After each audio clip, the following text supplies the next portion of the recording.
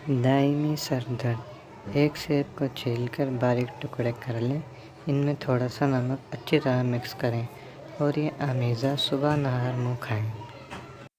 اگر کسی کو قبض ہو یا گیس کے باعث پیٹ کا افارا تو 1/4 چمچ بیکنگ سوڈا پانی میں ڈال کر پئیں۔ گلے میں درد ہونا۔ تلسی کے 2-3 پتے پانی میں ہلکی آنچ پر ابالیں حتیٰ کہ پتوں کا عرق پانی میں آ جائے، پھر اس سے غرارے کریں۔ منہ کا السر۔ منہ میں زخم ہونا۔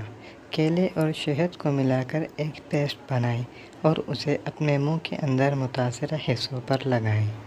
سر میں خشکی اور سکری آنا۔ ناریل کے تیل میں کافور ملائیں اور سونے سے قبل سر میں لگائیں۔ روزانہ یہ عمل دہرائیں۔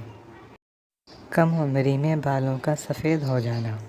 خشک آملہ کو ٹکڑوں میں کاٹ کر ناریل کے تیل میں تب تک ابالیں کہ آملہ کے ٹکڑوں کی شکل جھلسی ہوئی گرد جیسی ہو جائے۔ اس کے بعد روزانہ اس تیل کی سر میں مالش کریں۔ ناک بند ہونا۔